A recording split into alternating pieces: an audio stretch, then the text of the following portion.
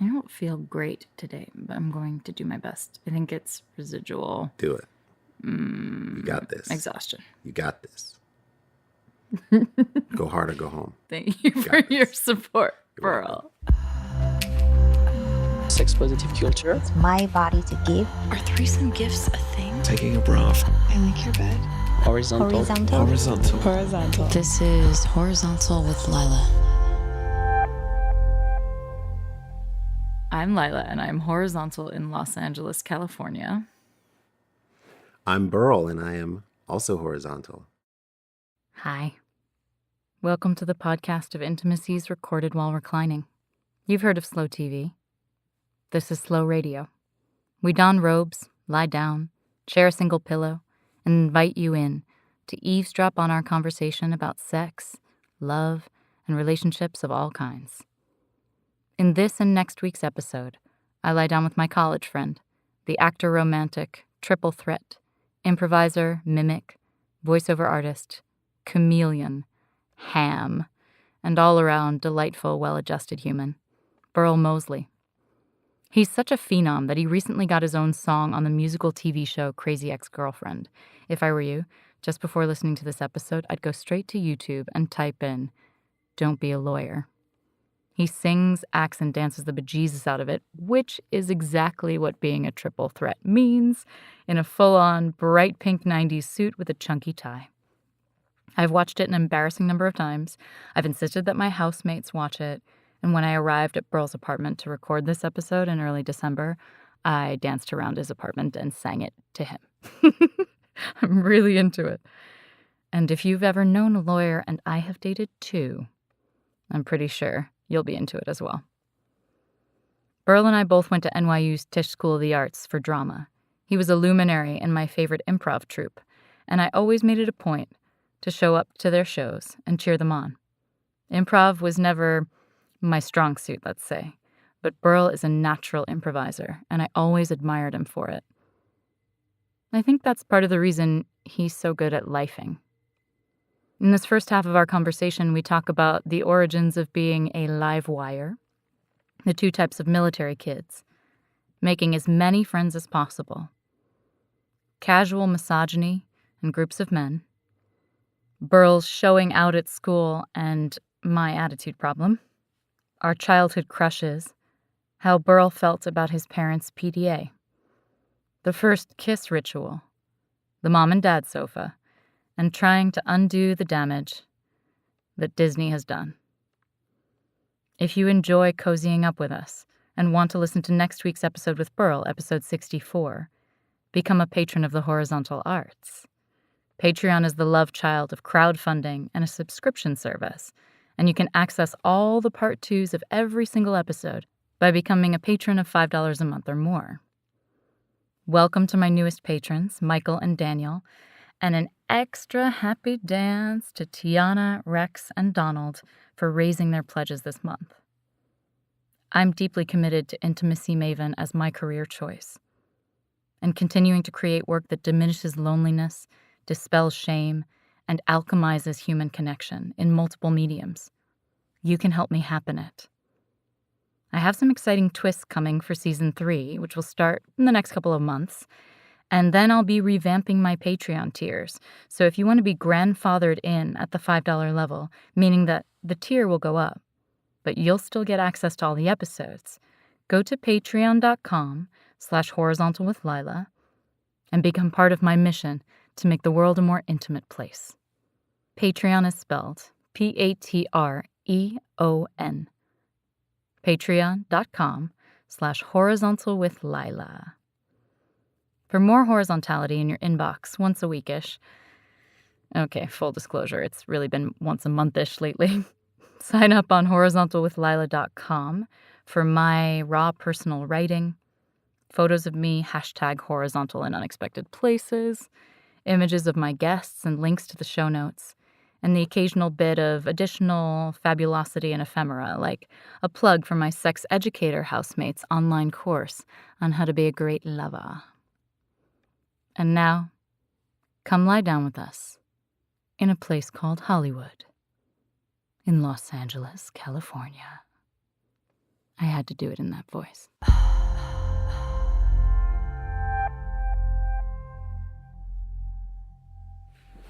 Oh, you look really nice and pink. Thank you. You're welcome. Oi. Scooch that other pillow over a little bit so it Yeah. goes away. Out of my frame. Yeah.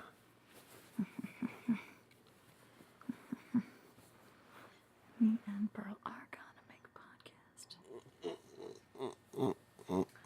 I'm pretty excited about this because I realized that I don't know that much about you.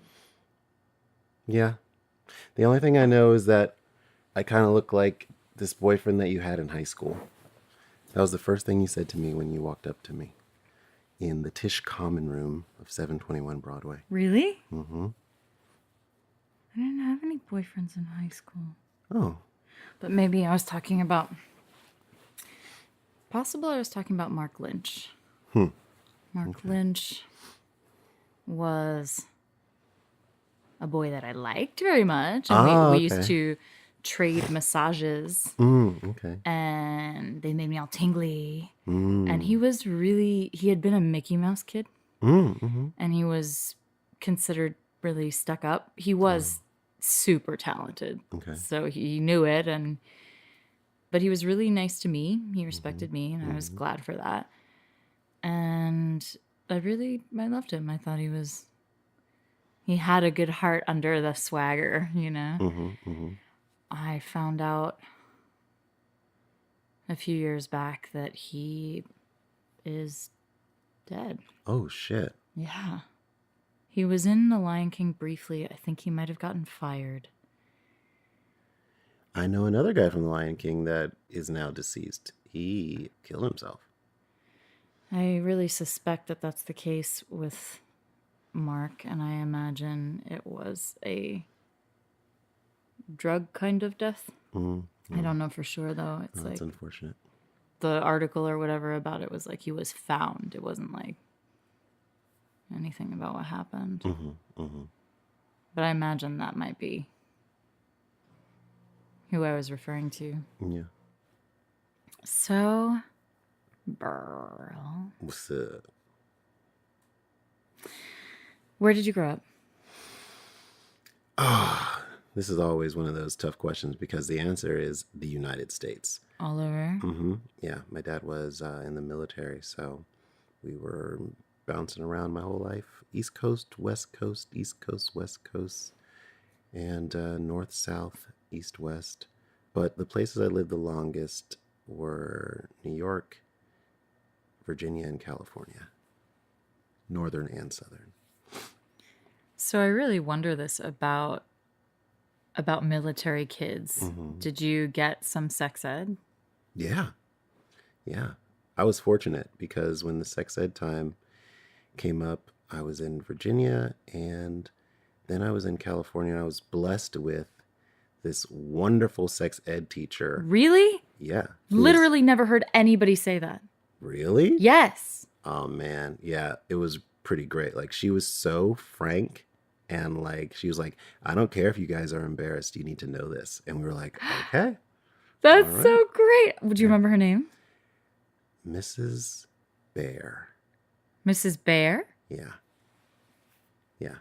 Thanks, Mrs. Bear. Yeah. Really lovely lady. So was it just condom on banana, period, how to make a baby? No, it was Or did she go? It was everything. It was contraceptives. They covered all the contraceptives that were available at the time, condoms and how to use them, how to put them on, female contraception, the birth control and everything. And then her big thing was like, your hormones are raging. She's like, I try to tell people the kids, when they're ready, they're going to have the sex. Definitely. I think she was a person that was like, I think I don't think there was like a big abstinence push at the time. It was just like, look, if you're going to do it, be protected, and condoms were available, if you needed them. So.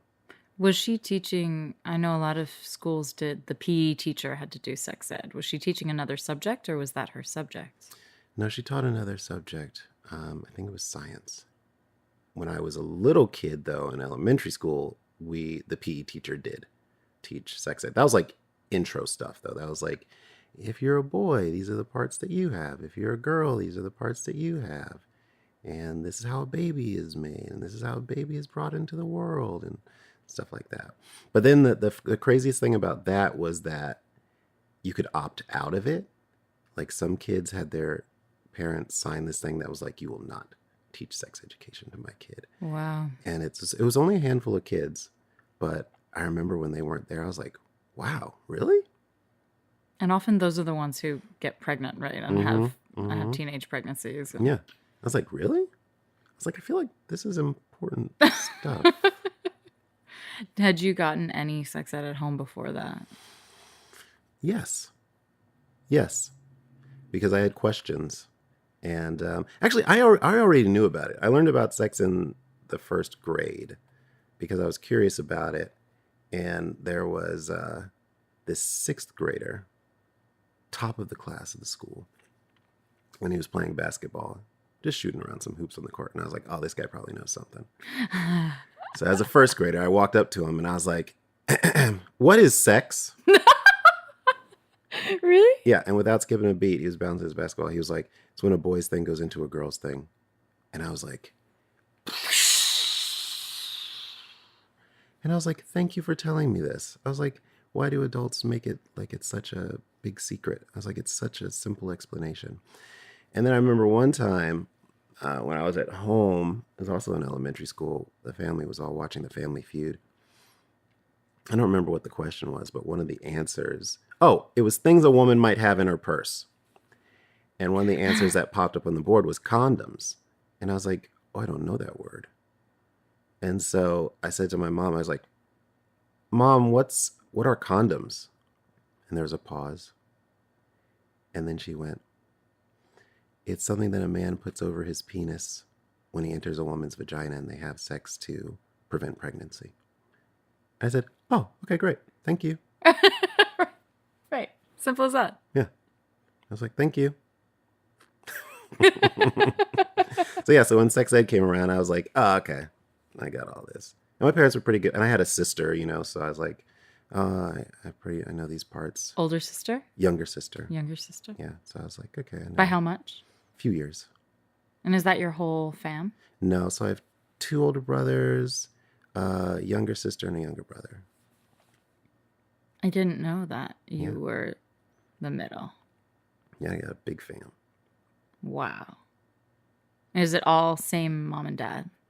No. I have a stepbrother. The baby brother's a stepbrother. But he's like my brother. Growing up in these households that obviously were shifting around the country, were you all together? Yeah, for the most part, until my older brothers went off to college. And then, I kind of became the old... Because it was there was the original set, and then there was me, my sister, and my now baby brother. And once the original set had, moved out of the house, then I kind of became, big bro. Mm-hmm. I'm surprised that having older brothers, you didn't hear anything about the sex.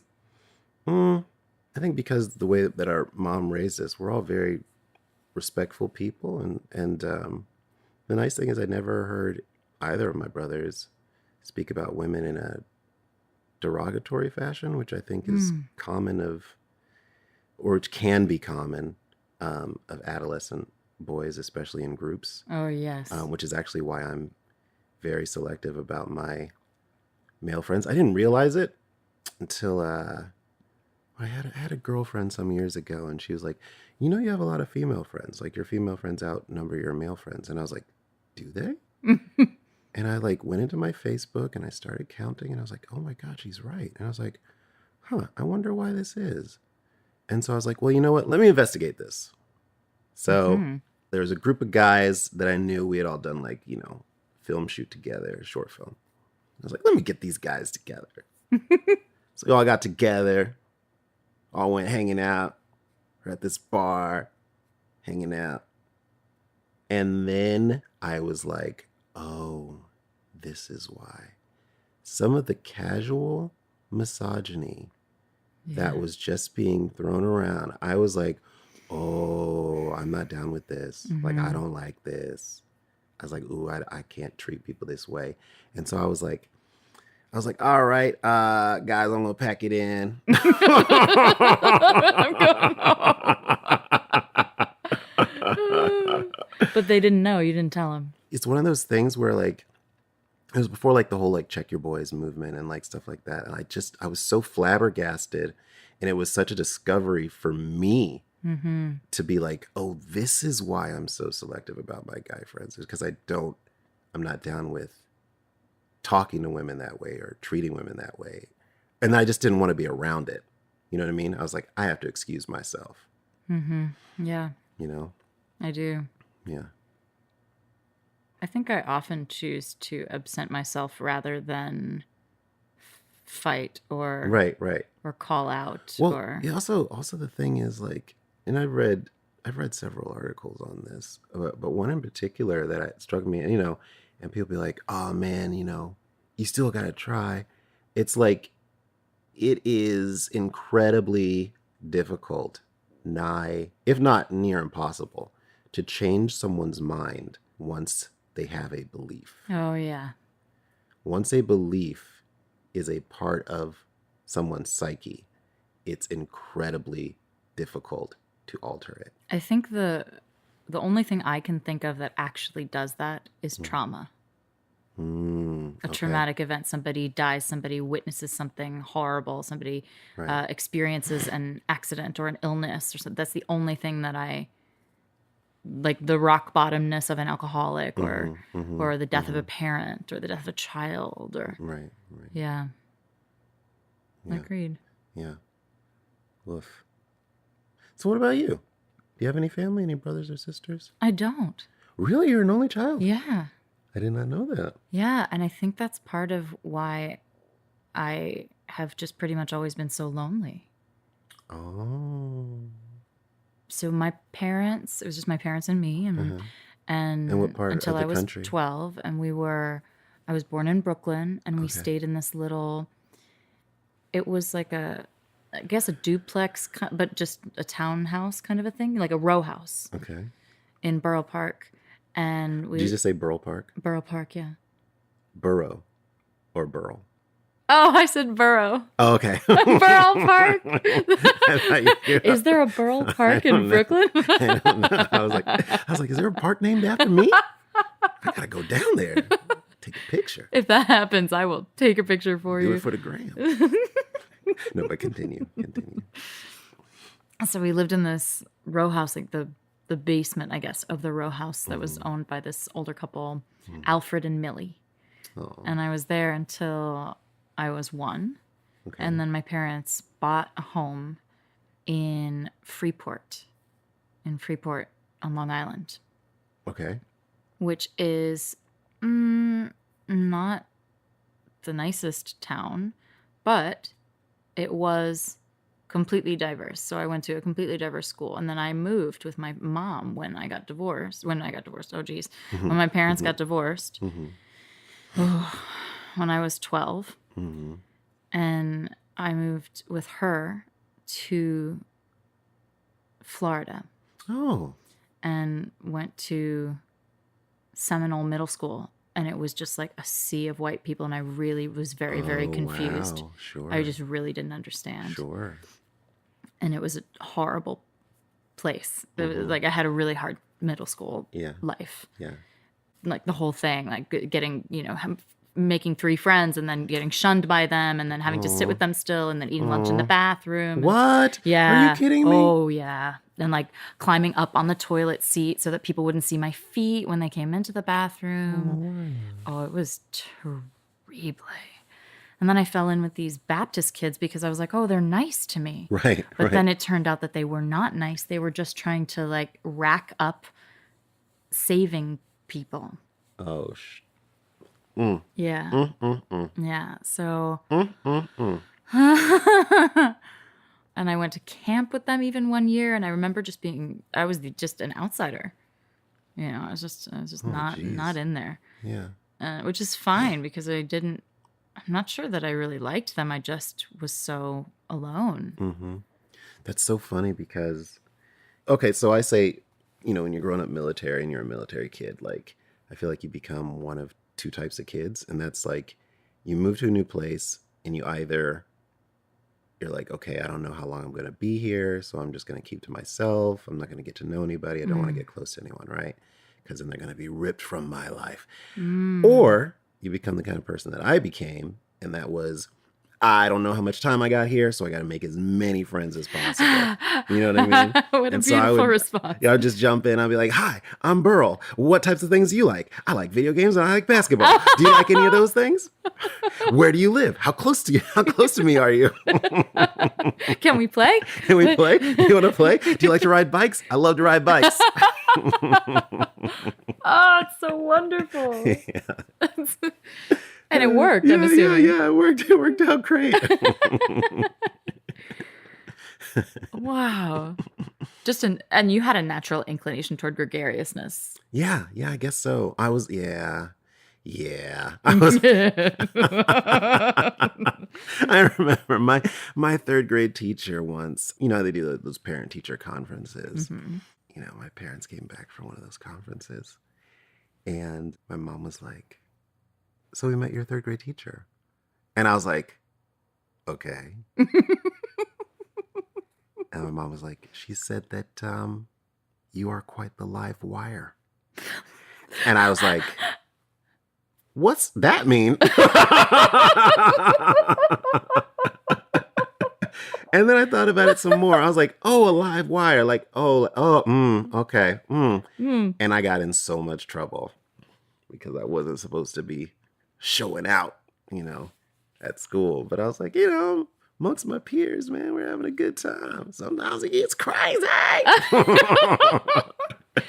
But I was always very studious, I always got good grades. But what was the crux of why did you get in trouble? Was it like, you can't be so, you can't show off like that. You can't be so loud. I think it's like you go to school to learn not to be like a live wire, you know what I mean? Yeah. The star of the third grade. Yeah. But I was like, I gotta be me. I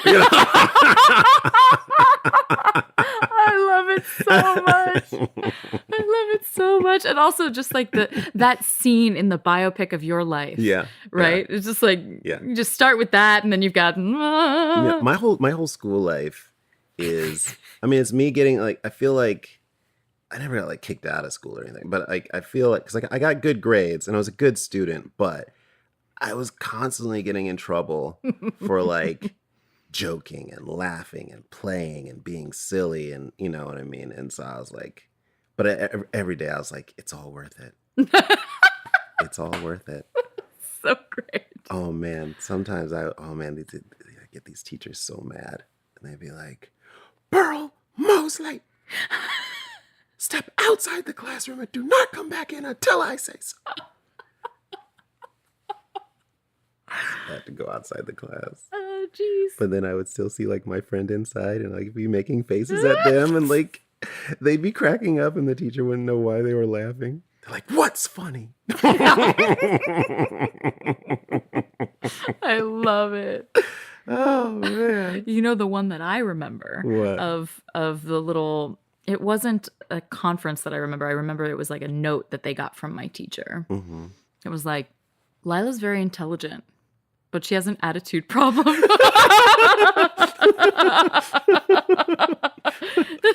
She rolls her eyes at me in class. Oh, no. Mm-hmm. And from what I recall, this was 5th grade. Mm-hmm. And I rolled my eyes at her because she often didn't know what she was talking about. Right.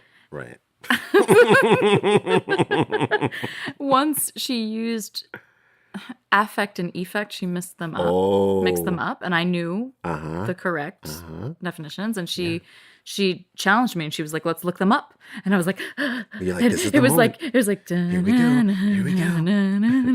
the movie moment. I'm in my imagination, I'm biting my nails, and I'm not actually biting my nails. I've never been a nail biter, but it was that like, am I gonna get called out? Am I gonna be? And it turned out that she was wrong. And she did admit it. So to her credit, she did admit it. That's good. But That's I good, couldn't at least. believe you're teaching children English. Mm-hmm. Mm-hmm.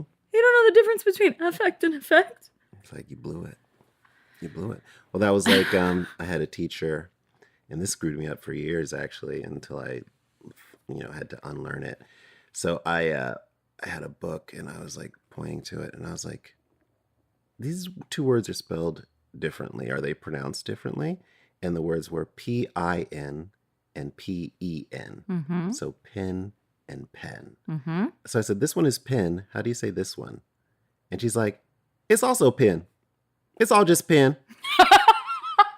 And I was like, oh. Was this in Virginia? Yeah. Yeah. Yeah. Because they do that Pin. IE interchange there. It doesn't matter. It's all the same. And I was like, oh. And then for years, when, then, men. Yeah, it's so crazy. Yeah. So now it's when, then, men. Yeah. You have a very Learned it. Had to learn it. received pronunciation. Yeah. It's like, oh. Beautiful pronunciation. Oh, well, thank you so much. Mm. Worked for many years. Very hard. Indeed. Indeed you did, darling. When did you start acting? So, professionally, not till after I graduated college, but I had been acting pretty much since I was a kid because I was such a live wire. My parents had to figure out what to do with me. What do you do with that? So they put me in like church plays, and like I do like little poems and stuff in front of. I remember when I was like 5 years old, like kindergarten, 4 or 5. They put me in like this little Easter thing. So it was all the kids. They each had a letter for the word Easter. So EASTER. Mm-hmm. So I had the first E. And I stood up and I was like, E is for his everlasting love. And everybody was like, ah. I sat down. We went down the line, and then we got to the second E. And this kid, he froze. And I was like, what are you doing, B?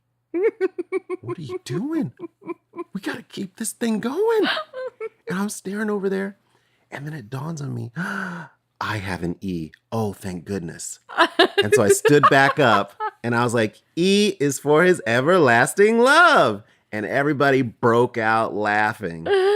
And then the girl did the R, and then we were done. But I was like, saved the day. I saved the day, yeah. Phew. And then I think my parents were like, oh, he really enjoys this. So then they would do church plays, and then that led to school plays and musicals, and I did all that. And then it wasn't until I was a junior in high school, you got to apply to colleges and all that. And my drama teacher, who was also my English teacher, she was like, hey, so have you figured out what you're going to do? And I was like, yeah, I think I'm going to go to college. I'm either going to be a lit major, a pilot, or an engineer. I don't really enjoy either of those things, but I was like, but I guess this is growing up, this is what you got to do. Enjoy any of those things. And then she was like, you know what? You seem to enjoy this acting thing. Why don't you go to school for that? And I was like, what? You can do that? I was like, why has no one told me this? I was like, that's what I want to do. I was like, that's what I want to do with my whole life. And here we are. And you are doing it. Yeah. That's impressive. Yeah, isn't that great? What church did you go to? Oh, gosh. I don't remember the name of it. Or what kind of church? It was a Baptist church, but here's the thing. I don't know the distinctions. Like, I think there's a distinction between First Baptist and Southern Baptist. I don't know what that is. I just know it was a Baptist church. So you didn't have the hellfire and damnation if you have sex before marriage thing? No, at least not from my parents. No, there was no hellfire and damnation. It didn't, just as much as it didn't really come up, because I was a kid at the time. They weren't like, now you listen, kids. If you engage in carnal behavior, then you will burn for eternity in the fires of hell. There was none of that. There's none of that, which I appreciated.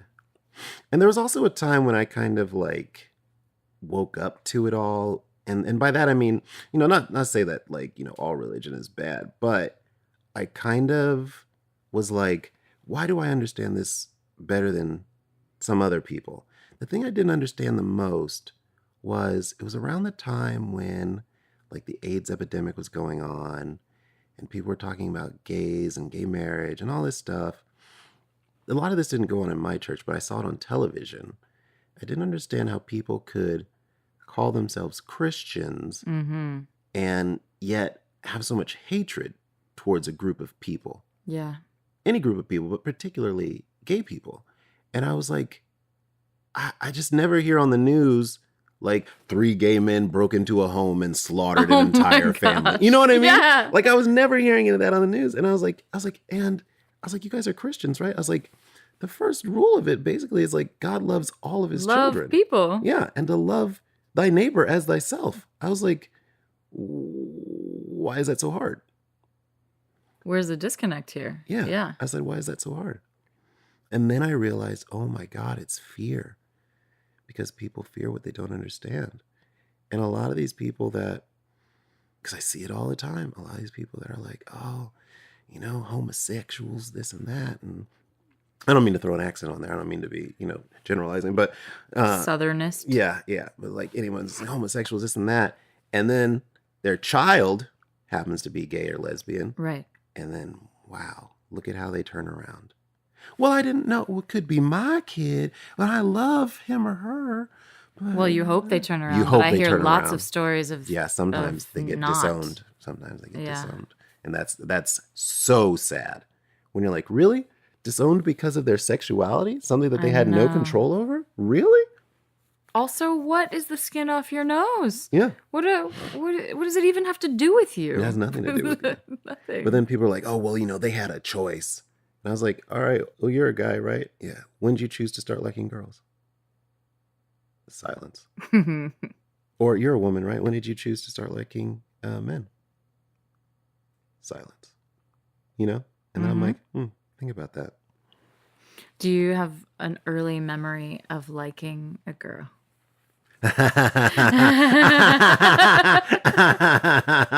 Yeah. I can remember.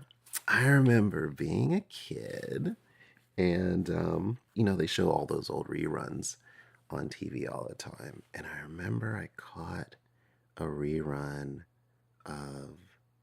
I Dream of Jeannie. No. Wonder Woman. And I remember looking at Wonder Woman and being like, she's amazing. And then I remember finding out that it was played by an actress named Linda Carter. And I was like, she's so great. And then I was like, wow. And at the time, you know, as a kid, I didn't know why, but I remember being like, I just need to watch Wonder Woman do her thing. And then I would like be spinning around the house, you know, because she used to like spin around in a circle to like change into her outfit. Oh. And I was like, I need to transform. I need to go fight this crime. You know what I mean? And I always thought she was like, man.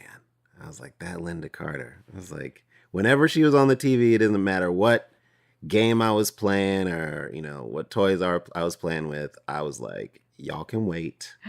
Wonder Woman's on. Yeah, so I remember it just made me feel like, I don't want to say tingly, but there was an awareness. And I was like, I don't know why. But, you know, now that I'm older and I know, I'm like, oh, I was incredibly attracted to her. So that's why. Do you know who I had a crush on? Was Gene Kelly. Gene Kelly's the best. I would watch The Pirate and Marjorie Morningstar and what is it, Lily? Gigi? I don't know. I would there were a bunch of musicals that I would watch with him in it and just dream. You know, I just thought, wow, he can dance, can sing. He's so dreamy. Yeah. And then when I found out he died, I was really sad because then I couldn't marry him. Oh. Gene Kelly. Gene Kelly and Judy Garland were my idols growing up. Yeah, I understand that. But I never did musical theater because... Really? Yeah, because my mom, when I was a kid, and I would sing, and I was probably trying to imitate New Kids on the Block or something, you know. I was probably just trying to imitate what I heard. And I'm a pretty good mimic. Yeah. She would say, why are you singing through your nose? You sing through your nose. Stop singing through your nose. Huh. And just that was enough. It's just amazing what can seep into kids' consciousness. Yeah. Because that was enough to keep me from training my voice for most of my life. Yeah. Yeah. You have a lovely voice, by the way. I was going to say that earlier. Thank you. I was like, oh, she knows. I was like, I don't have to say it. But now I was like, maybe you should say it. Oh, it really means something when people say it because it's like the scales of the... Did you ever work with Raina von Waldenberg? Mm-mm. She has this I Am One Who exercise with the judges, and you characterize the judges, the voices of the judges in your brain. Oh, okay. And I was just thinking about the scales, and I envisioned, you know, my mom's opinion when I was a child. You know, it's so heavy. And so I just like am adding these little, you know, every time one of my yoga students says, oh my God, what a lovely, you should record that. You know, I just like add it to the scale, hoping that someday it's just going to balance out. Find the balance. You know?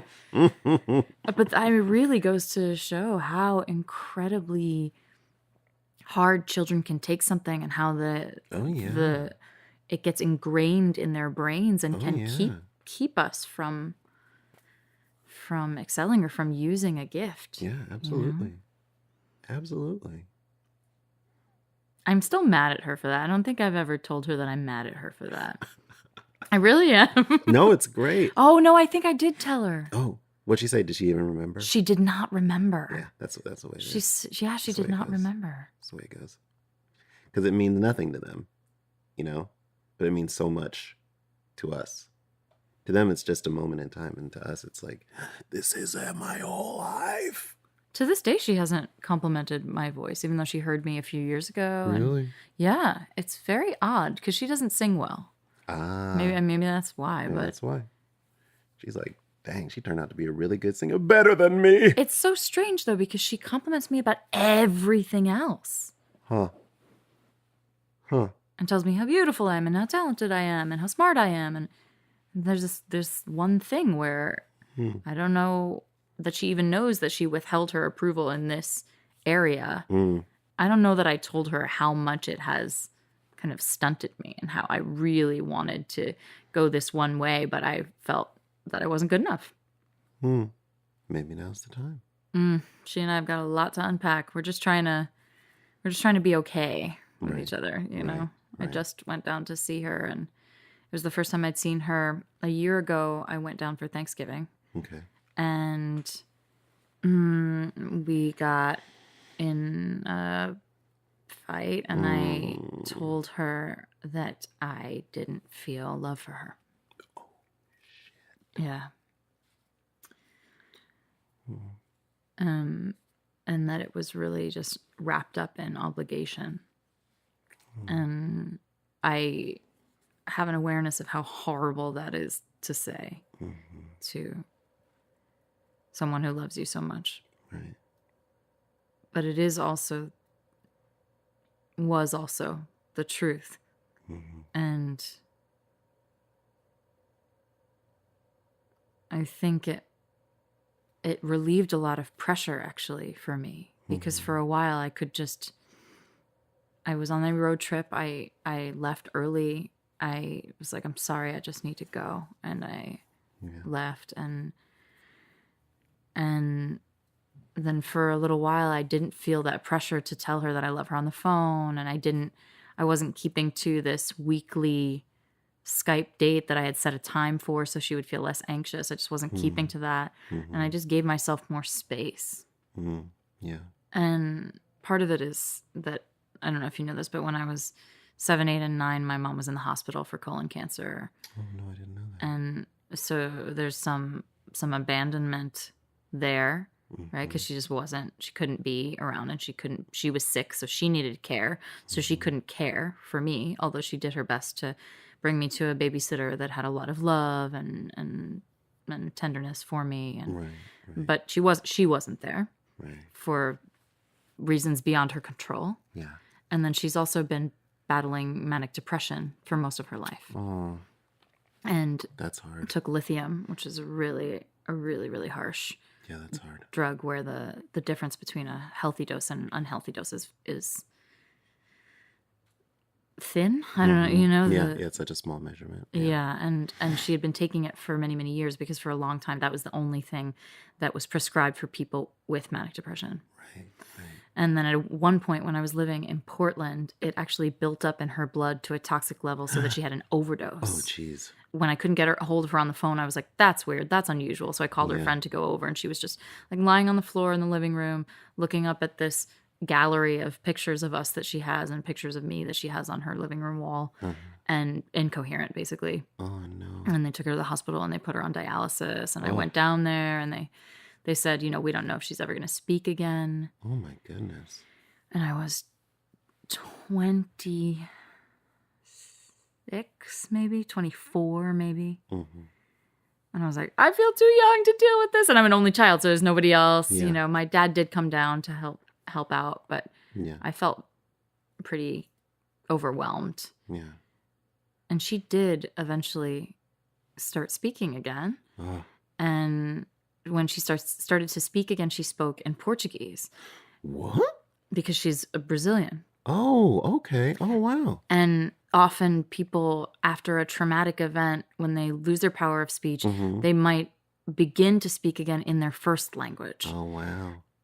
I had grown up kind of resisting, not wanting to be different, probably, Right, resisting learning Portuguese, because there weren't people in my sphere except for my mom who spoke it. But I had gone right after college. She had offered it throughout high school. I didn't want to do it. I was in an arts high school. I wanted to graduate. She had offered it, between high school and college. I was like, no, I want to go straight to NYU. She had offered it during NYU. I was like, no, I want to finish my program. And then afterwards I said, okay, now's the time. Yeah. And because she was ill, she had offered it and pushed it and pushed it. And then she said, how would you feel if I died while you were there? And I was like, what the fuck?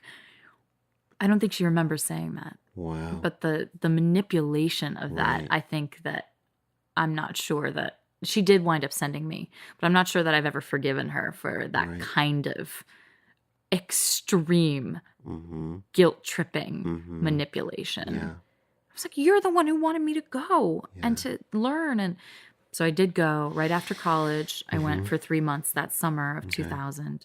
And I lived with my late aunt. And she didn't speak much English. And I played capoeira. And the whole Nice. turma was pretty, they were of a class that didn't learn English. Okay. And so I had to, I wanted so much to communicate with them and to be a part of it. So I learned. Yeah. And I also had some private classes twice a week. So Yeah. those three things, those three components had me learn. And I came back pretty much fluent. Wow. And then a couple of years, it wasn't a couple of years, it was many years after that. It would have been 2009. So 2000, I got my dates mixed up. I graduated high school in 2000, college in 2003. Okay. And so 2003 to 2009, I would speak with my mom on the phone in Portuguese. And then when this happened, I was in the hospital and I was able to translate because I could understand her. Wow. Wow. Holy, that's major. That was pretty incredible for me. Yeah. Man, life is crazy, man. Yeah. Life is so crazy. Yeah. So last year, Yeah. Thanksgiving, I just kind of ruined Thanksgiving and and left. And I really did. Burn it all down. I really Just did. burn it all down. And this year, early November, for her birthday was the first time I saw her again. So I went down for her birthday. And it was better. Okay. Like, we were actually able to have some good times. She called me out on my tone with her. She's like, I wish you weren't basically disgusted by me. I just don't understand. And I was like, I don't, it's awful. I'm so sorry. Like, Right. I don't know. I don't know what it is. I have some ideas, as I said to you, you know, some resentments that I haven't cleared. Right. But I was able to enjoy her company at her 77th birthday dinner, and we saw a movie together. We like period films, so we were able to enjoy that, even though it was sad. I told her once, like, when I come to see you, I need time for myself every day. I need some hours that I have just for myself. Otherwise, this is how I operate. I can't be with somebody all the time. Right. I have to have that. When I didn't have that, when I didn't take it, I felt the difference. Right. And when I went to a coffee shop for 2 hours and I wrote and I worked on the podcast and I did stuff. And then I came back, I was in a good mood and I gave her a hug and I had something to give, you know? So I think maybe I'm learning better how to deal with it. But there's also a part of me that's like, oh, fucking hurry up. She's 77. And, you know, I'm like, she could die any minute, you know? I just feel this sense of, I really want to be able to express genuine love and care before she dies, you know? Yeah. She loves me so much. She has always done the best that she possibly could for me. And I know that not many people can say that about their parents. I know that I'm fortunate. Yeah. So how could I feel this, you know, how could I feel this way about her? But of course, you castigate yourself for how you feel. It just gets worse. Sure. Yeah. Yeah, I can't do that. What were your parents like together? Beautiful. Yeah. Yeah. It's so funny because people always talk about, you know, oh yeah, nah, my parents, man, they're kissing on each other. It's so gross. It always made me really happy because I was like, oh, they're in love. That's what people in love do. Oh, that's so sweet. And I can remember also, you know, growing up and, you know, being a kid, having all those kids in the house. Every now and again, you'd hear the sounds that your parents make in the middle of the night. And I remember asking my brothers, I was like, what's that noise? What are they doing? And my brothers were like, oh, they're making love. They're having sex. And I was like, oh, of course they are.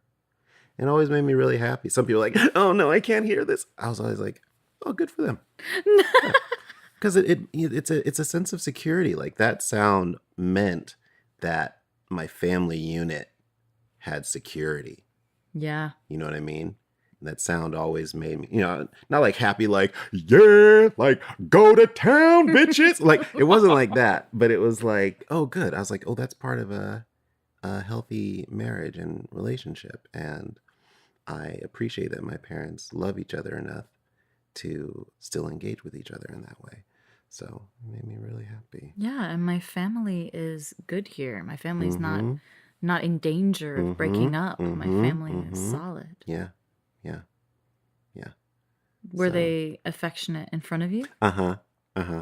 So every day when my dad came home, so when I was a little kid, oh my God, when I was a little kid, me and my sister used to have a competition. So my dad would come home and he'd ring the doorbell like, ding, ling, ling, ling, ling, ling, ling, ling. That's how we always knew that it was daddy. Like, ding, ling, ling, ling, ling, ling, ling. And so we would stop whatever we were doing, wherever we were in the house, and we would drop everything. We were like, I'm going to get the first kiss. And then my sister would be like, no, I'm going to get the first kiss. And we would like run to the door. And then my dad would open it. And then we like run and like kiss him on the cheek. And then my parents would kiss after that. But like, it was always such a like competition, like every day. It was so great. And eventually we grew out of it, but I don't remember the exact time when like I don't think I like walked to the door and like gave my dad a handshake, but like. You stopped doing it by high school. Yeah, definitely by high school. Maybe even by junior high. I don't remember when it phased out, but I do remember when I was a little kid. Oh my gosh. That was peak. And then my parents, they always were very affectionate. You know, my dad and my mom always kissed whenever they would leave one another and whenever they would greet one another. There was always kisses to be had. I bet he missed it when you stopped. But maybe he wouldn't say so. He might be right. It's like the kids used to make such a big deal when I got home. Yeah. And now I have to come find them in their rooms. You should start it again. Like when you go home for Christmas. Well, I always, you know what? I do always give my dad a kiss on the cheek whenever I see him and whenever I leave. Yeah. What did you learn about relationships from observing them? I learned that love takes, you need to nurture it, you know? It's not just, you can't take it for granted. It's something that you put effort into. Yeah, that's what I learned. Because I also noticed that there were times when they were like, over the years, it wasn't all the same. It was always evolving and changing. And there were things that they would incorporate into their relationship that I noticed that was useful. Like I remember there was a time, because and I know it because there was a time before it happened when it didn't happen, and there was a time when it happens, and then it now continues or it's evolved. So I remember there was a time when this didn't exist, but now it exists. My folks always say, "I love you and I beat you to it." And I was like, oh, that's interesting. That's this little game that they play, you know? I love you and I beat you to it. I love you and I beat you to it. And then so somebody else will say it the first time. Not like it's like a competition, but you know. It's cute. Yeah, it's really cute. What else did I learn about relationships? They were always close. Like when they could be close, they were close. They were in proximity to one another. Like they always sat on the mom and dad sofa. You know? They're always sitting on that sofa. If you ever came down and the TV was on and they were both there, they were both sitting there. Oh, my favorite memory. I just reminded me of my favorite memory. My favorite memory was one time. This was like, it must have been, it was a weekend because everybody was home. And I think I like just cut the grass or something, but don't quote me on that. But I remember my dad had done some yard work too, which is why. So my dad was in the shower, and I remember running into my mom in the hallway, and she was like, "Is that your dad in the shower?" And I was like, "Yeah." And then she just like held her finger up to her lips, and she's like, "Shh." And then she like opened the door and like went in there, and then she was like, "What's that?" And then I heard them like laughing and everything. And then I'm pretty sure she like got in there with them. And I was like, "Oh." Oh, gosh. And then I like went to go play. You know, it's that thing. It's that security again. It's like, yeah. My parents love one another. They love one another. Yes. Don't have to move out yet. Woohoo! Right. You know what I mean? Yeah. So. Do you think they're your measure for an ideal relationship? Oh, sure. Yeah, probably. Because it was so front and center.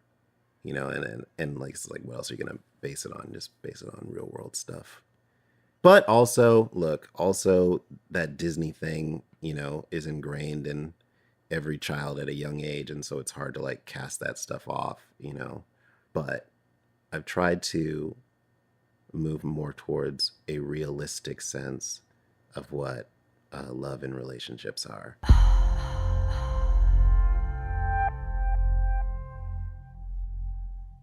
Here are the humans who help make horizontal happen. Say that 5 times fast. Chad Michael Snavely edits Horizontal. Peruse his podcast roster on chadmichael.com. Shauna Shea drew Horizontal. Hire her through 99 Designs. Alan Markley scored Horizontal. Find him on Instagram as Plastic Cannons. Next week's episode with Burl, episode 64, to be released next Friday, will be available to patrons of $5 a month and up. In it, we discuss the 3 C's of relationshipping. Reflective listening. Burl's first kisses. Will you be my girlfriend? You can answer me tomorrow. How movie sex and porn sex are not unlike pro wrestling. My theory about why young people are having less sex. Relationship takeaways. How Burl feels about marriage now. And a story about emotional release.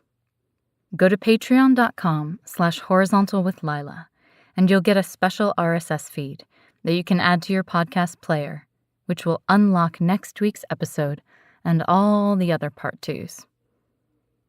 I've just got a few more episodes to come in season 2, and the grand finale is something incredibly special and dear to me. I can't wait to share it with you. Until next time, may you have someone to love, something to do, and something to look forward to. Thanks for getting horizontal.